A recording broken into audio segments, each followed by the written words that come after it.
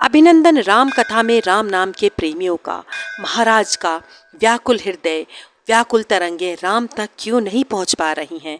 यूं अचानक ही बार बार राम को पुकारते हैं। अब तो आंखों से दिखाई देना भी बंद हो गया है। कौशल्या, हे कौशल्या, उसका हाथ पकड़ कैसे छटपटा रहे हैं। कोई मेरे राम को बुला दो, कोई मेरे राम को बुला दो, मेरे पास बुला दो। सुमित्रा, कौशल्या धीरज बंधा रही हैं, परंतु व्याकुल नगरी, व्याकुल पिता का हृदय कहाँ धीर पा रहा है। कर्मों का फल, कर्मों का लेख कौन मिटा सकता है। कौशल्य, विधि का विधान है कि इसके आगे कोई कितना बड़ा भी चक्रवर्ती राजा ही क्यों ना हो, समस्त सैन्य बल भी लगा दे, ताकत लगा दे, राजा को भी अपने कर्मों का फल भोगना है।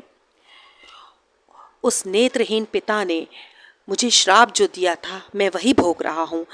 माता कौशल्या बड़ी आतुरता से पूछती हैं, आप किसकी बात कर रहे हैं? कौन है वो जो आप जैसे न्यायी राजा को, ऐसे प्रतापी राजा को श्राप देगा?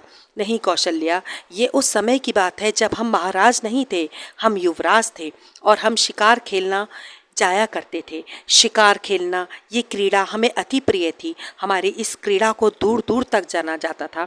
हम शब्द भेदी बाण चलाने में अति निपुण थे।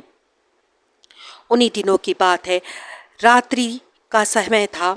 हम शिकार की तलाश में झाड़ियों के पीछे जंगलों में घात लगाए बैठे थे कि जरा सी भी आहट हो, हम अपना बाण उस आवाज़ की ओर भेज दें कि सहसा जल सरोवर के आसपास कुछ आहट होती है। हमें लगा कोई वाघ या कोई मतवाला हाथी जैसे सरोवर के पास जल पीने आया है, और हमने ध्यान लगाकर उस ओर देखा। जैसे ही वहाँ से थोड़ी सी आहट हुई, आवाज़ हुई, हमने अपना बाण उस दिशा में भेज दिया कि एक प्राणी के चीखने की अचानक ही आवाज़ आई। हम तनिक क्षण भर भी घबरा गए कि ये क्या हुआ, और बिना कोई क्षण गवाए हम उस आहट की ओर पहुँचे।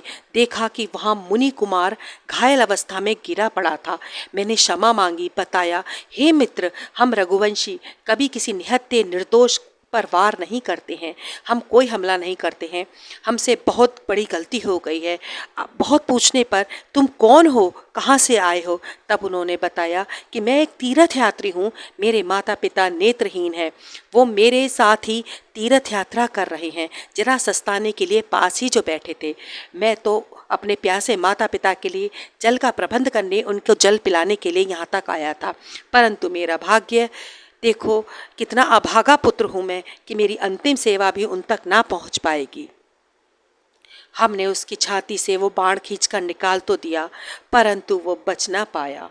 उसकी अंतिम इच्छा पूरी करने के लिए मैं अतृप्त माता पिता के पास जल का लोटा लेकर जो पहुँचा, आहट सुन उसके माता पिता तुरंत बोले, हे पुत्र, आने में बड़ी देर लगा दी, कहाँ रह गए थे? सरयू में स्नान कर रहे थे क्या पुत्र? पुत्र, बोलते क्यों नहीं हो तुम? कोई जवाब तो दो पुत्र।